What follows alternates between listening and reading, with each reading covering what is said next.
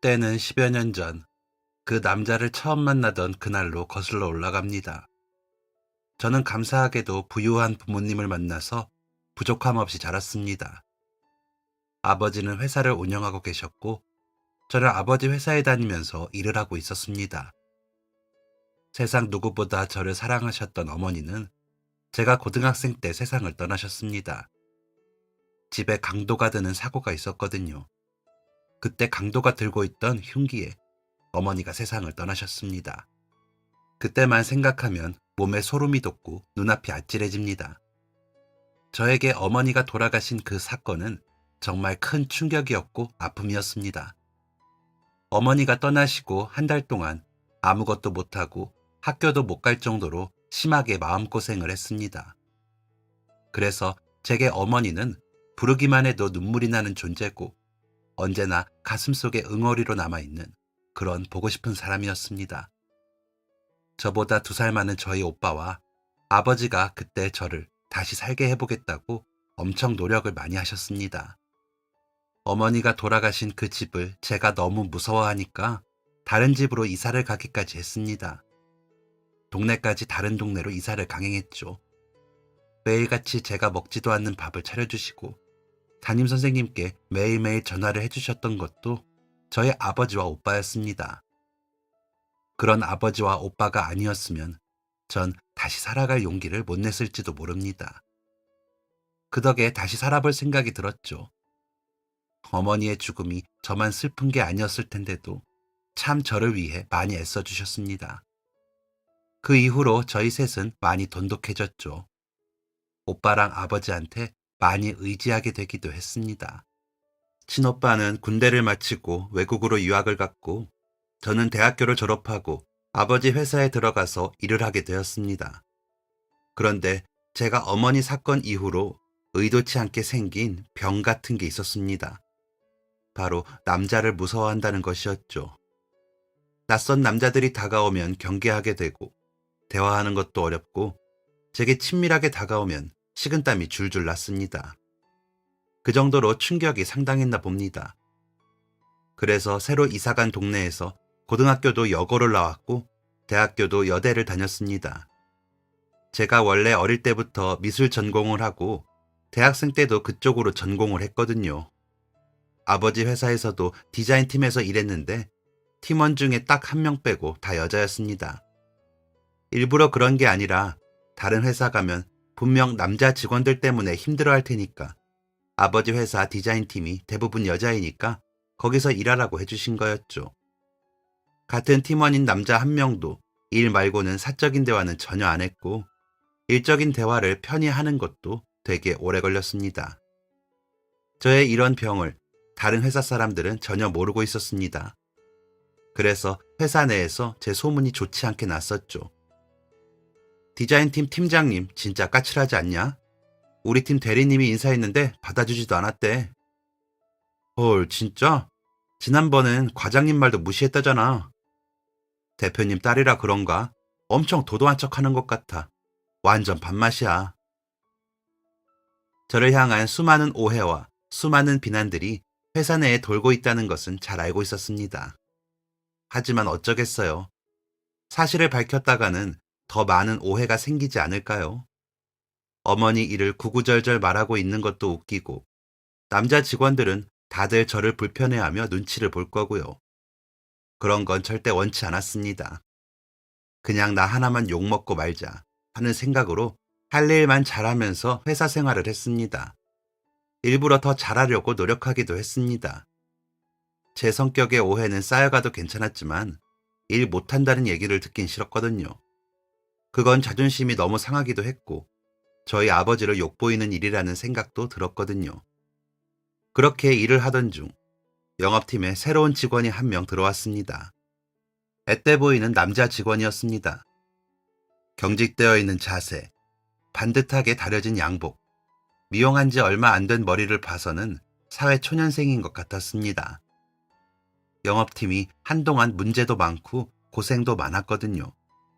물을 흐리는 영업팀 직원 하나 때문에 영업팀 전체에서 싸움이 일어나기도 했고 새로운 사람을 구했는데 하루 나오고 말도 없이 안 나오기도 했고 또 새로운 사람을 구했는데 엄청 빈둥대면서 맡은 일을 미루기만 하다가 결국 큰 피해를 주고 회사에서 나가기도 했습니다.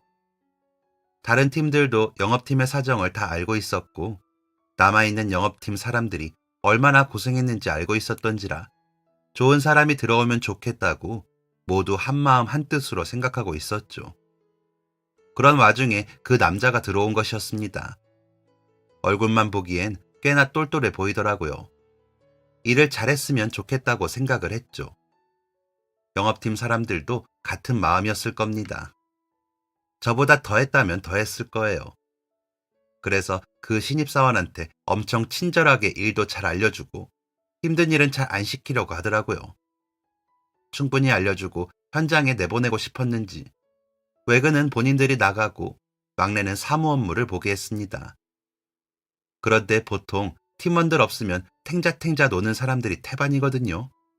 특히 들어온 지 얼마 안 된 신입인 경우에는 할 일 다 끝내면 뭐 해야 할지 모르니까 그냥 탕비실에만 왔다 갔다 하고 컴퓨터로 게임하는 사람도 있었습니다. 그런데 그 직원은 혼자 할 일 찾아서 되게 열심히 일하더라고요. 할 일 다 끝내놓고 선배들이 준 자료를 읽어보기도 하고 선배들이 허둥지둥 나간 자리 정리도 해주고요. 심지어는 바로 옆에 있는 저희 팀에도 왔었습니다. 안녕하세요. 영업팀 김민재라고 합니다. 저 할 일 다 끝났는데 저희 팀장님이 그냥 쉬고 있으라고 해서요. 그냥 있기 뭐해서 그런데 혹시 제가 도울 일 없을까요? 이제껏 영업팀뿐만 아니라 다른 팀에서도 그런 직원은 없었습니다. 선배가 쉬라면 쉬어야죠. 저도 그랬고요. 그런데 다른 팀까지 와서 일을 돕겠다고 하다니 진짜 성실한 사람이라고 생각했습니다. 그냥 쉬라고 할까 하다가 그럼 또 다른 팀으로 갈 것 같아서 일거리를 줬습니다. 마침 복사할 게 많아서 부탁을 했는데 신입인데도 복사한 프린트물들을 착착 정리해서 보기 좋게 가져다 주더라고요. 의외로 복사한 거 그냥 뒤죽박죽으로 가져다 주는 사람들 많거든요. 성실하기만 한 게 아니라 일머리도 있는 사람이구나 싶었죠. 그 직원이 성실하다고 느낀 건 저뿐만이 아니었습니다. 입사한 지 얼마 안 되어서 벌써 회사 사람들이 그 성실함을 다 알게 되었죠. 이나 팀장님, 그거 들었어요? 영업팀 팀장님이 신입사원 엄청 아낀대요. 그렇게 일 잘하는 사람 처음 봤다나 뭐라나? 이번엔 절대 안 놓칠 거라고 하던데요. 그래요? 저번에 보니까 성실한 것 같더라고요. 그뿐이게요. 대학교도 좋은 학교 나왔더라고요. 그런데 왜 대기업에 안 갔을까요? 글쎄요. 아직 공채 뜨기 전이라 그랬나? 그럼 공채 뜨면 가는 거 아니에요?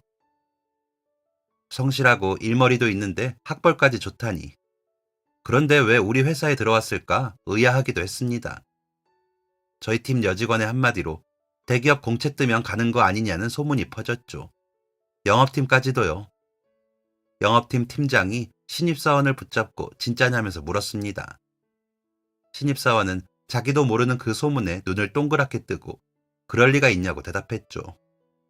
그 말에 영업팀 팀장은 다행이라며 신입사원을 얼싸안고 좋아했습니다. 그리고 그 말에 안도한 것은 저 또한 마찬가지였죠. 이상했습니다. 다른 남자 직원들은 3년을 봐도 되게 불편했거든요. 가끔은 알 수 없는 공포감을 느끼기도 했고 대화하는 데 많은 어려움이 있었죠. 남자 직원과 단둘이 같이 엘리베이터 안에만 있어도 숨이 막힐 정도였습니다. 그런데 그 영업팀 신입사원은 그렇지 않았습니다. 언젠가 탕비실에서 마주친 적이 있었는데 넉살 좋은 신입사원이 먼저 말을 걸더라고요. 안녕하세요. 디자인팀 김이나 팀장님이시죠? 커피 드시러 오셨어요? 저 지금 커피 타고 있는데 같이 타드릴까요? 아니요. 제가 할게요. 아, 네. 제가 커피를 타고 있는데 신입이 옆에서 슬쩍 눈치를 보더니 다시 한번 말을 붙였습니다. 그런데 팀장님 진짜 멋지신 것 같아요. 네? 뭐가? 소문으로 들었어요. 일을 엄청 잘하신다고. 이번에 출시된 신제품 패키지도 팀장님 작품 맞죠? 진짜 대단하신 것 같아요. 저는 미술이나 디자인 이쪽은 정말 못하거든요. 팀원들이 같이 한 건데요, 뭐. 아무튼 고마워요. 그럼 이만. 티는 안 냈지만 내심 기분이 엄청 좋았습니다. 사실 회사에서 저를 그렇게 칭찬해주는 사람이 거의 없었거든요. 저희 팀원들 정도? 팀원들도 그렇게까지 칭찬을 해주진 않았습니다. 제가 어려울 법도 하죠. 사장 딸이니까 아마 부담스럽기도 했을 겁니다. 그런데 그 신입이 그렇게 말을 해주니까 되게 기분이 좋았습니다. 그날 하루 종일 말이죠.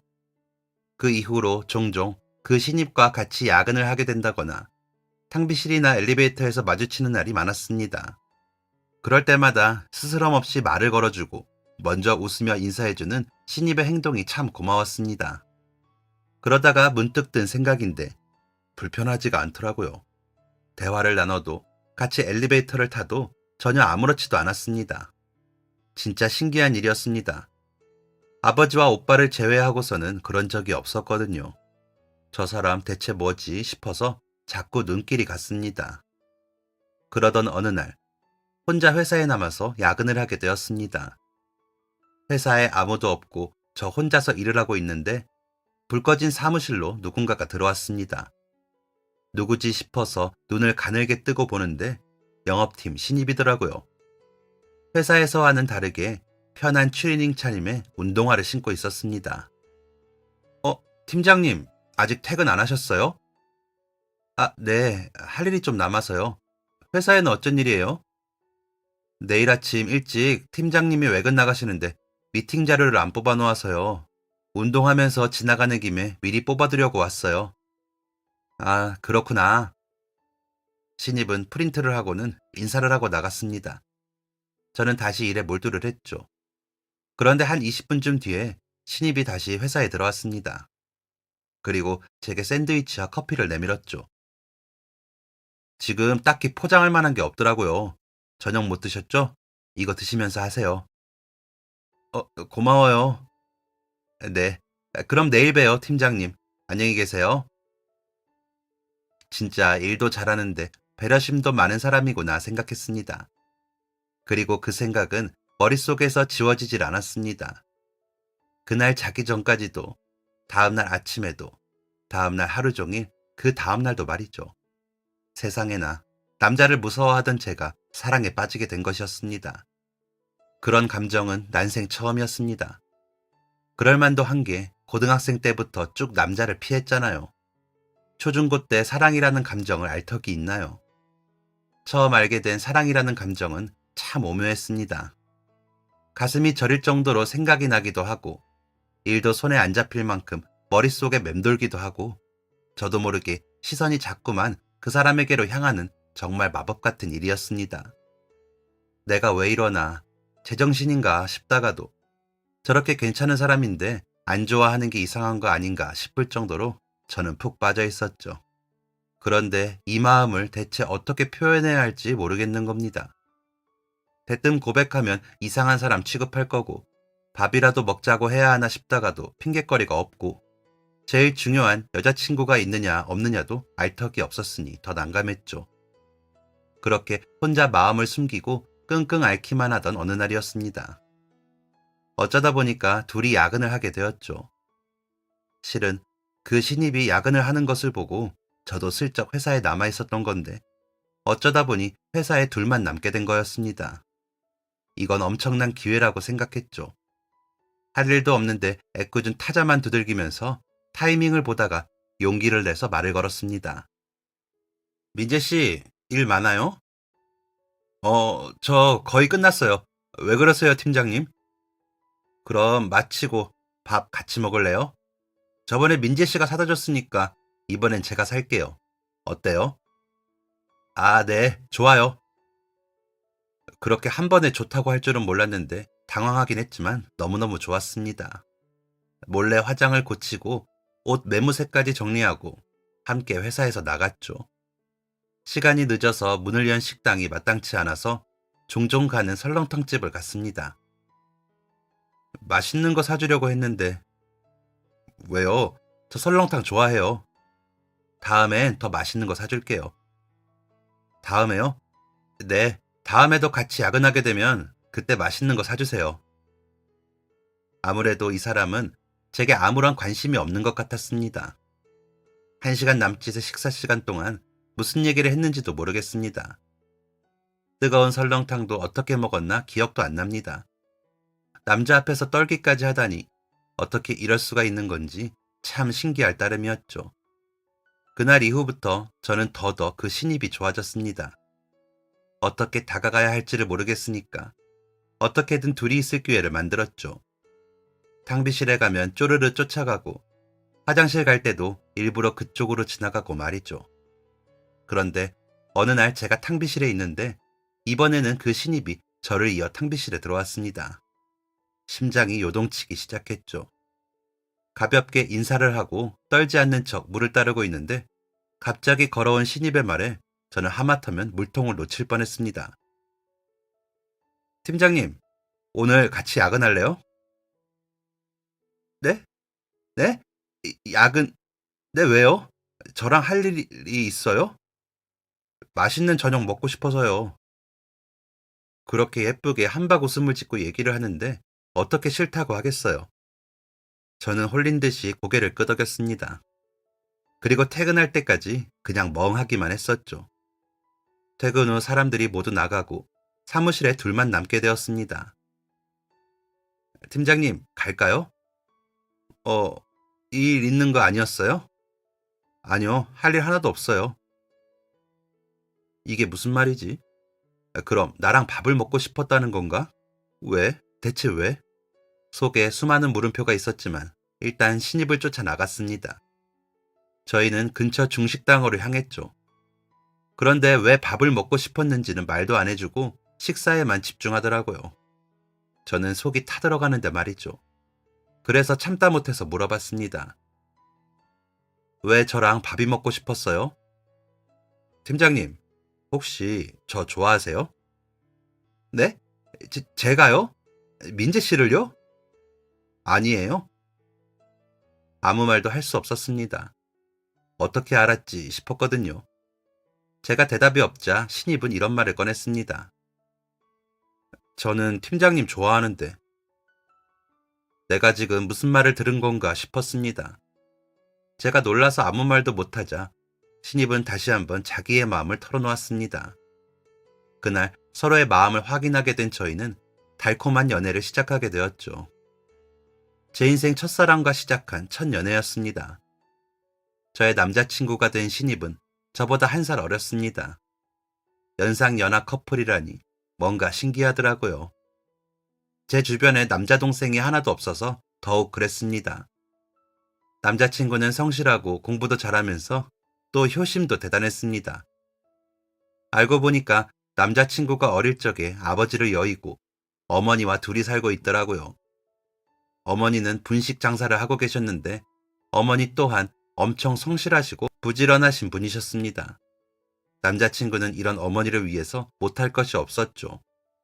어머니와 둘이 데이트도 종종 하고 맛있는 음식 보면 사다 드리기도 하는 착한 아들이었습니다.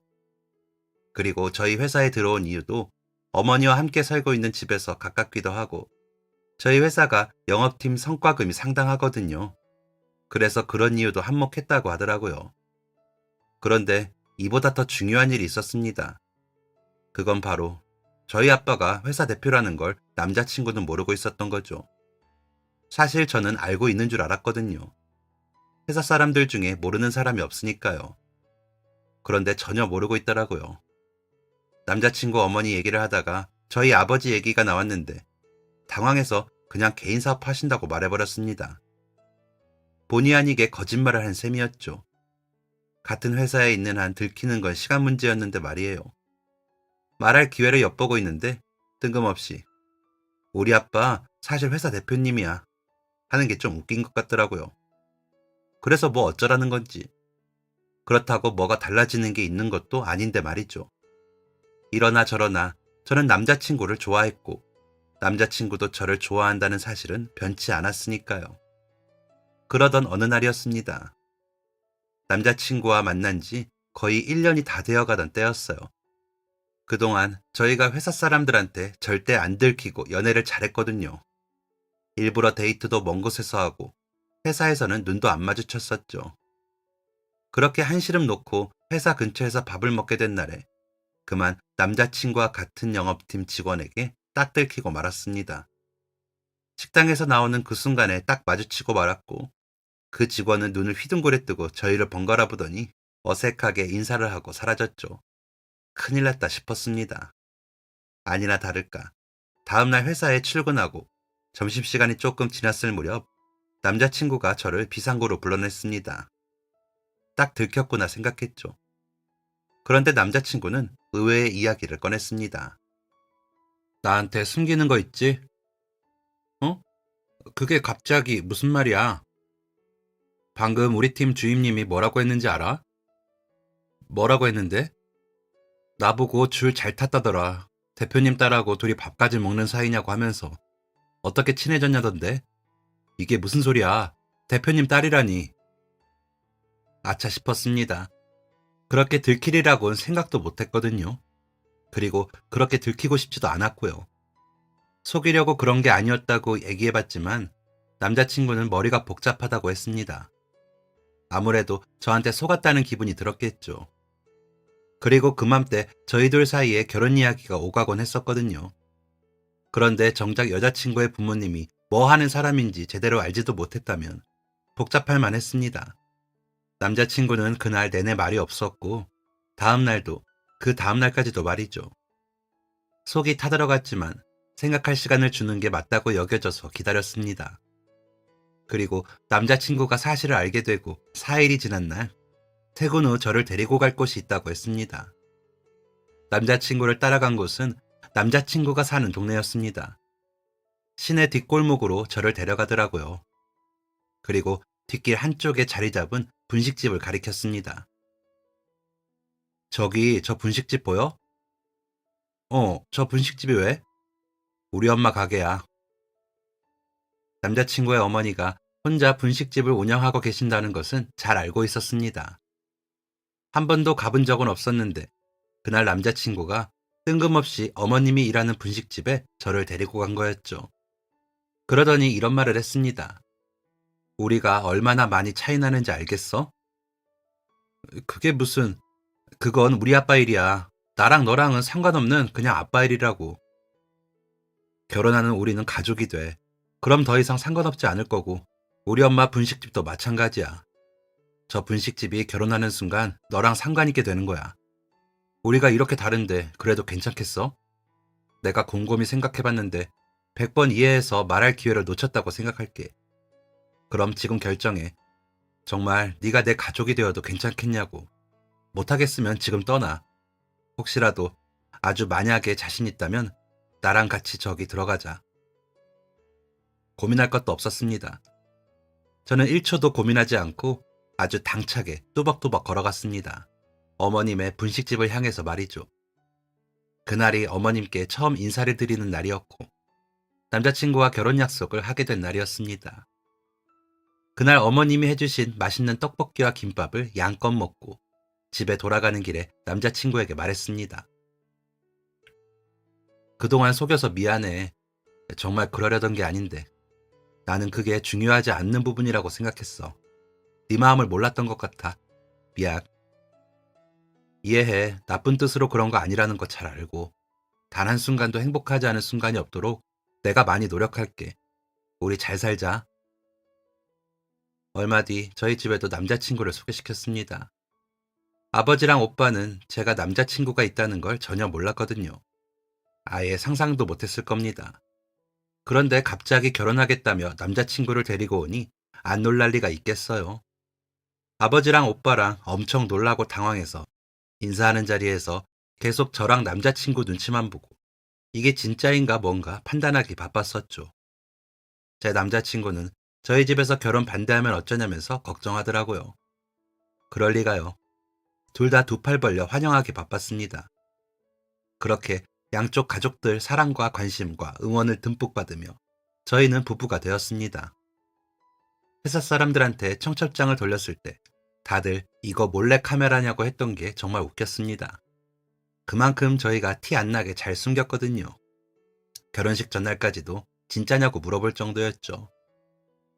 부부가 된 후 하루 종일 붙어 있게 된 저희는 정말 행복하지 않은 순간이 없었습니다.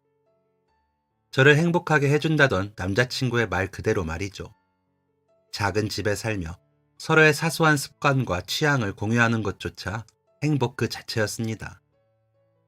깊은 속마음을 얘기할 수 있고 나의 모든 일상을 함께하는 게 정말 행복했죠. 이래서 결혼하나 싶었습니다. 그리고 또 저희가 부부라는 것이 실감났던 게 뭐였냐면 바로 서로의 가족과 가족이 되었다는 점이었습니다. 저희 집은 친척들도 많이 안 만나고 그래서 가족 중에 여자 어른을 대하는 게 저는 많이 서툴렀습니다. 어머니가 돌아가시고 그렇게 되더라고요. 거의 10여 년을 여자 가족이 없었으니까요. 그런데 결혼하는 순간 시어머니라는 분이 생긴 거잖아요. 그게 좀 낯설기도 하고 새롭기도 하고 제가 잘 못하면 어쩌나 걱정도 되었습니다. 여자 어른이나 언니라도 있으면 이것저것 물어볼 텐데 그럴 길이 없었죠. 그래서 그냥 제 방식대로 하기로 했습니다.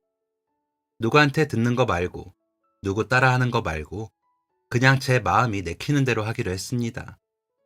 먼저 일단 자주 찾아뵈었습니다. 회사에서 어머님 가게가 가까웠거든요. 퇴근하면 그냥 수시로 들렸습니다. 남편이 바빠서 같이 못 갈 때도 그냥 혼자 갔습니다. 가서 딱히 하는 건 없었습니다. 제가 애교라도 많은 성격이라면 어깨라도 주물러 드리고 손님 맞이하고 그럴 텐데 그런 성격은 영 아니거든요. 그래서 그냥 가면 청소하고 떡볶이 좀 주워 먹고 냉장고 정리하고 그랬습니다. 처음엔 하지 말라고 하시던 어머님도 나중엔 포기하셨습니다. 어머니도 무뚝뚝하시거든요. 그래서 맨날 덜아 좀 냅둬. 뭐 한다고 어차피 또 난리 날 거. 그냥 좀 더. 이렇게 말씀하셨습니다. 그러다가 나중엔 아예 그런 말도 안 하시고 제가 가게 찾아가면 왔냐? 하시던 분이셨죠. 오히려 편했습니다. 저랑 성격이 잘 맞는 것 같았거든요. 떡볶이 몇 개 먹다가 좀 짜다 싶으면 냅다 물을 부어버리는 저를 어머님은 잘한다면서 그냥 냅두셨습니다. 냉장고 정리하다가 성에가 많이 꼈다 싶으면 냉장고에 있는 거 다 드러내고 전원부터 꺼버리는 저를 그냥 냅두기도 하셨습니다. 어련히 알아서 하겠지 하고 말없이 옆에서 저를 도와주시는 어머니가 참 편하고 좋았습니다. 냉장고 정리 같은 일은 솔직히 혼자 하면 힘들잖아요. 그리고 가게 냉장고에 오죽 뭐가 많기도 하고요.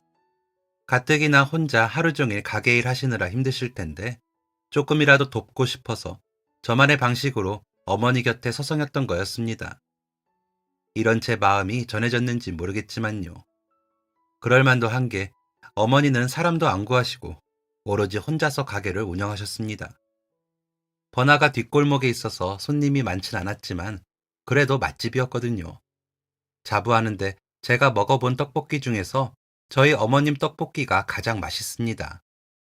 그리고 값도 저렴하고 양도 푸짐하게 주셔서 단골들이 꽤나 많은 곳이었죠. 주변에 회사가 많으니까 점심으로도 종종 먹으러 오고 퇴근길에 포장하는 사람들도 있고 옆 동네 주택가에서 손님들이 찾아오기도 했습니다. 어머님이 항상 가게도 깔끔하게 정돈해 두시고 진짜 열심히 하시는데 참 아쉽다는 생각을 많이 했죠. 그래서 저는 또 저만의 방법으로 어머님을 돕기로 했습니다. 솔직히 요즘에는 가게 홍보를 안 하면 안 되는 시대가 되었잖아요. 필수죠. 완전 필수.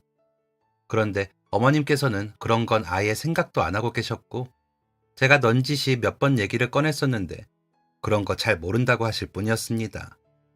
고민하다가 그냥 제가 어머님 가게 홍보를 강행하기로 했습니다.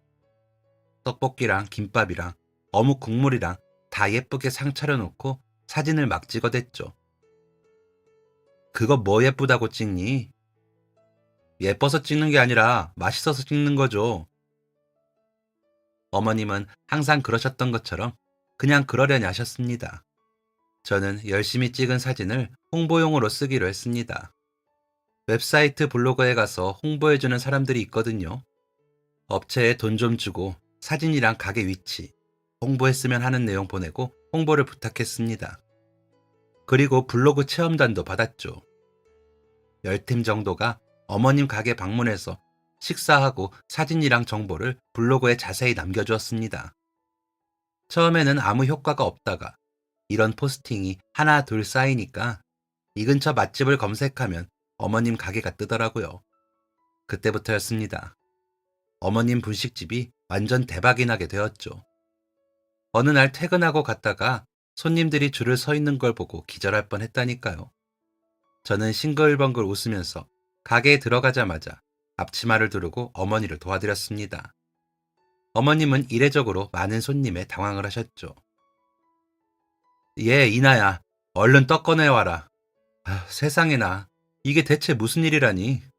나 정신이 하나도 없다, 얘. 그렇게 정신없이 가게를 운영하시던 중 연예인까지 저희 가게를 방문한 후 가게는 더더욱 번창했습니다. 오후 시간에 어머님 친구분이 가게를 도와줘야 할 정도로 가게가 많이 바빠졌죠. 한번 열기가 데워진 가게의 인기는 식을 줄은 몰랐습니다. 손님의 발길이 끊기지 않는 맛집 중에 맛집이 되었더랬죠. 어느 날 어머님 생신 때 남편이랑 어머님이랑 셋이 밥을 먹는데 어머님이 이런 말씀을 하셨습니다. 내가 이나 때문에 돈방석에 더 앉아본다. 분식집만 10년을 넘게 했는데 이런 경우는 정말 처음이야. 이나야, 네가 복덩이다. 어디서 이런 게 왔을까? 그날 정말 기분이 좋았습니다. 가게가 너무 바빠져서 어머님이 힘이 들진 않으실까 내심 신경이 쓰였거든요. 그런데 어머님의 표정은 그 어느 때보다 밝아 보이셨습니다. 사람이 좀 바빠야 살맛이 난다는 말씀도 하셨죠. 어머님과 잘 지낼 수 있을까 걱정이 참 많았는데 그날부로 걱정을 덜어내기도 했습니다. 그렇게 시간은 흘러 저희 부부는 어느새 든든한 전우가 되어 있었습니다.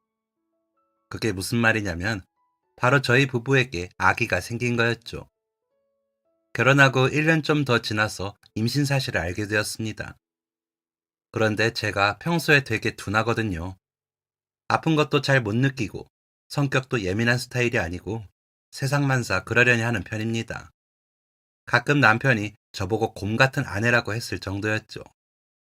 그냥 좀 무딘 편인가 보다 했는데 세상에 저도 제가 그 정도일 줄은 몰랐습니다.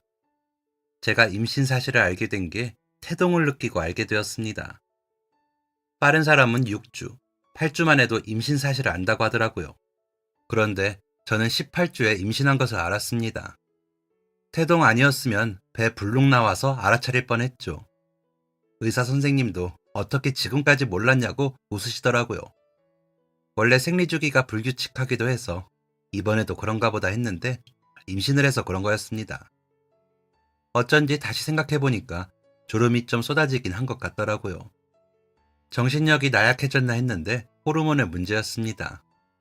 그리고 어쩐지 짧게만 느껴지는 임신 기간을 끝내고 예쁜 딸을 출산하게 되었죠. 예쁜 딸까지 생기니 남편하고의 사이는 더욱 돈독해졌습니다. 아기 키우는 게 보통 일이 아니더라고요. 아기는 낳기만 하면 알아서 크는 줄 알았더니 하나부터 100까지 손이 안 가는 게 없었습니다.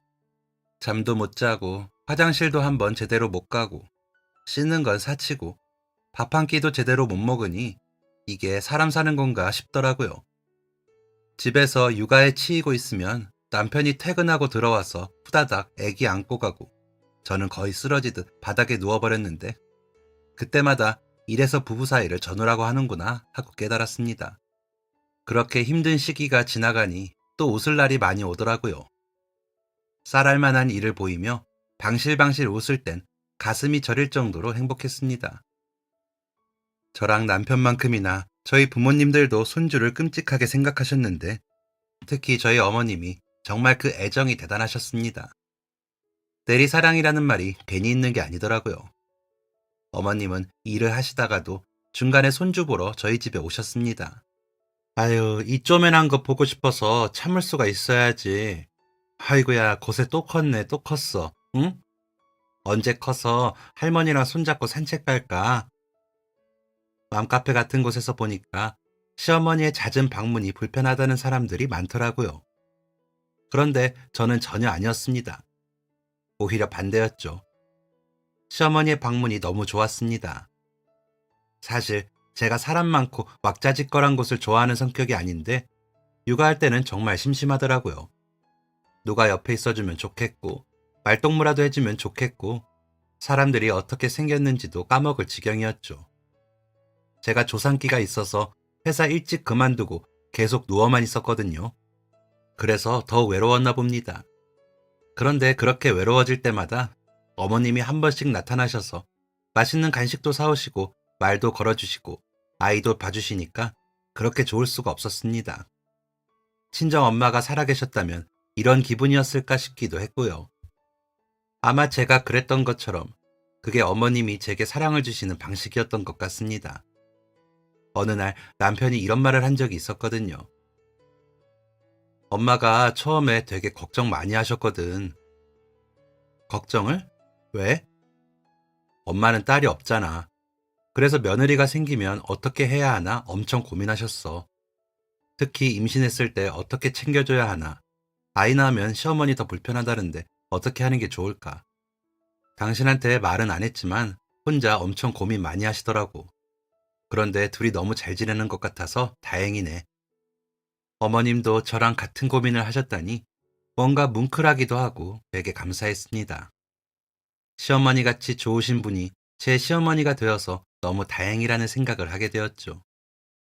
그리고 그 후로 몇 년이 또 흘렀습니다. 어느새 남편은 회사에서 대리가 되었고 매일 저를 잠 못 들게 했던 저희 딸아이는 아주 야물딱진 어린이가 되었죠. 여전히 어머님의 가게에는 손님들이 발을 끊지 않았고 모든 것이 좋았습니다. 아니, 그런 줄만 알았습니다. 제가 아이 좀 크면 회사에 돌아가야지 했는데 그게 잘 안 되더라고요. 저희 딸아이가 호흡기관이 좀 안 좋습니다. 태어났을 때부터 약하다는 건 알고 있었는데 그래서 그런지 호흡기 관련된 병들을 달고 살더라고요. 폐렴으로 입원도 몇 번 하고 감기 걸려도 꼭 목이 심하게 붓고 게다가 알레르기성 비염도 많이 심하고 병원을 밥 먹듯이 갔습니다. 양가 어른들도 걱정을 많이 하셔서 돌 되었을 때부터 한약도 지어서 먹여보고 좋다는 영양제에 돈을 정말 많이 썼는데 별 효과는 없더라고요. 병원에서도 평생 관리를 잘해주는 수밖에 없다고 해서 제가 옆에 붙어서 면밀히 살피기로 했습니다. 걸핏하면 병원을 가는 아이가 있는데 회사를 다니는 건 욕심이잖아요. 아버지 회사라고 해서 개인 사정 다 봐달라고 하면서 일하고 싶지도 않았고요. 그냥 조금 아끼고 살면서 육아를 열심히 하기로 했습니다. 그런데 제가 회사에 신경을 끄고 산 몇 년 동안 회사 안에서 많은 변화가 일어났나 봅니다. 남편이 그맘때 일이 잘 안 잡힌다는 얘긴 했습니다. 거래하는 거래처도 떨어져 나간다고 하더라고요. 회사에 나가지를 않으니까 뭐가 문제인지도 모르겠고 아버지는 괜찮다고만 하시니까 정말 괜찮은 줄 알았습니다. 그러던 어느 날 남편이 퇴근하고 와서 조심스럽게 제게 이야기를 꺼내더라고요. 아버님이 말하지 말라고 하셨는데 당신은 알아야 할 것 같아서. 뭔데? 심각한 얘기야? 회사에 무슨 일 있어? 그게 실은 회사 재정 상태가 많이 안 좋다는 얘기였습니다. 그런데 상황이 많이 심각한 것 같더라고요. 남편은 아버지가 여기저기 돈을 빌리고 다닌다는 얘기까지 했습니다. 남편도 정확한 상황을 잘 몰랐는데 회사 사람들이 하나 둘 퇴사를 하고 분위기가 심상치 않아서 이사님하고 대화를 나눈 모양입니다. 그러다가 아버지하고도 얘기를 한 거였고요. 제가 알면 걱정할 거라고 아버지가 절대 말하지 말라고 하셨답니다. 어떻게든 회사 살려보겠다면서 회사가 부도날 위기에 처한 것이었습니다. 저는 다음날 곧장 아버지를 찾아갔습니다. 저한테 말 안 하려고 하셨어요? 아니, 이나야, 그게 아니고 저 아빠 딸이에요. 그리고 아빠 회사 다녔던 직원이고요. 문제가 생기면 같이 해결해 보려고 해야죠. 그걸 왜 혼자 짊어지세요? 그제서야 심각한 회사의 상황을 알게 되었습니다. 그런데 너무 늦게 알아버린 것 같았습니다. 어떻게 손 쓸 방법이 없더라고요. 급기야 제 결혼식 이후로 바빠서 한국에 들어오지 않았던 친오빠까지 한국에 들어오게 되었습니다. 그만큼 회사 상태가 말이 아니었다는 거였습니다. 이미 회사 이름으로 되어 있는 빚이 있었던지라 더 이상 대출을 받는 건 무리였습니다. 회사 문을 닫아야 하나 고민하고 있던 그때였습니다. 어머님이 제게 전화를 하셨습니다. 이나야, 나 좀 보자. 어쩐지 평소와 다른 분위기의 어머님이 저희 집에 찾아오셨습니다. 어머님이 제 앞에서 앉자마자 이렇게 말씀하시더라고요. 왜 나한테 말 안 했니? 네? 어떤 걸? 사돈댁 회사 지금 힘들다며. 남편이 말했나 싶었는데 아니었습니다. 우연히 어머님 가게를 찾은 회사 사람들이 대화하는 걸 듣다가 알게 되었다고 하시더라고요. 어머님은 굉장히 서운해 하셨습니다. 죄송해요, 어머니. 괜히 신경 쓰실 것 같아서. 당연히 신경을 써야지, 가족 일인데. 아빠 괜찮으실 거예요. 이것저것 방향을 알아보고 있는 중이고. 어떻게든 어머님을 안심시켜 드리려고 말을 지어내며 얼버무리고 있었습니다. 그런데 그때 어머님이 들고 오신 검은 봉지 2개를 제 앞에 내미셨습니다. 2겹의 검은 봉지로 감싸진 그 안에 있는 것이 뭔지는 몰랐지만 딱 보기에도 묵직한 무게감이 느껴졌습니다. 이게 뭐예요, 어머니? 사돈댁에 내가 줬다고 하지 말고 드려. 이걸로 급한 불이라도 끄면 좋겠네. 네? 어머니 말씀에 저는 묵직한 검은 봉지를 열어보았습니다. 그리고 저는 너무 놀라서 까무라칠 뻔했습니다. 그 안에는 돈이 한가득 들어있었습니다. 그것도 5만 원짜리들이 가득 들어있었습니다. 어머니, 이게 뭐예요? 한 달 전쯤인가? 그때부터 누가 자꾸 우리 가게에 찾아오더라고. 가게 산다면서. 이 가게에 뭐가 좋다고 사냐? 다른 곳 알아봐라 했는데도 계속 찾아오는 거야. 가진 것도 없는 나한테 마지막 남은 거라곤 그 가게 하나인데 어떻게 팔아. 곧 죽어도 가게는 안 된다고 돌려보냈는데 그 사람 진짜 끈질기더라고. 가게랑 레시피랑 다 해서 10억에 사겠다고. 그러다가 사돈댁 사정 듣게 되었고 별 수 있나?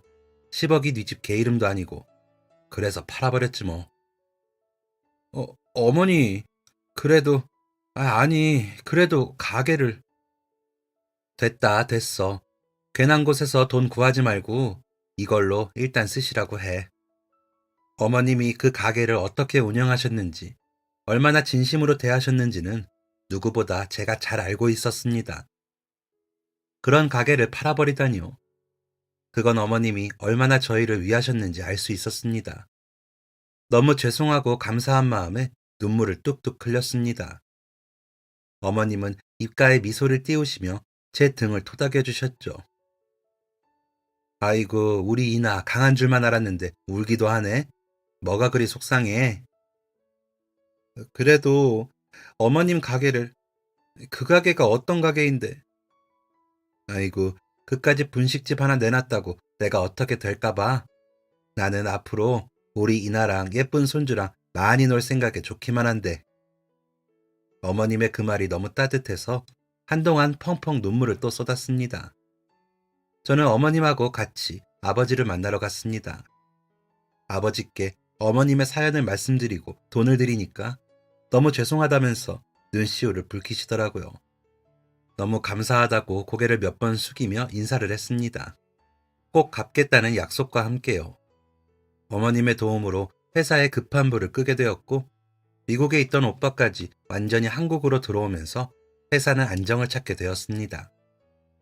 회사를 다시 키우는데 긴 시간이 걸렸지만 아버지도 오빠도 저희 남편 그리고 저도 정말 많이 노력을 했습니다. 저도 다시 회사로 들어가서 일을 돕기 시작했습니다. 몇 년을 육아만 하다가 다시 일하려니까 허둥지둥거리기도 했지만 진짜 잠도 줄이고 밥도 안 먹어가면서 열심히 했습니다. 그동안에 시어머니께서 딸아이를 봐주기도 해주셨습니다. 이제 좀 쉬려 하시는 분께 아이를 맡긴다는 게 마음이 많이 안 좋았지만 시어머니께서 먼저 제안을 하셨습니다. 재능 썩히지 말고 나가서 일하라고요. 어머님은 손녀딸이랑 노는 게 재밌다면서 말이죠. 감사한 마음으로 일을 하게 되었고 집에서 일을 하는 한이 있더라도 무조건 퇴근은 정시에 했습니다. 그렇게 많은 사람들의 노력으로 회사는 다시 정상화가 되었습니다. 회사가 다시 자리를 잡은 후에 저희 아버지가 가장 먼저 한 것은 바로 어머님께 돈을 갚는 것이었습니다. 지금 아버지는 매달 어머님께 돈을 보내드립니다. 어머님이 빌려주셨던 그 돈에 이자에 이자를 더해서 말이죠.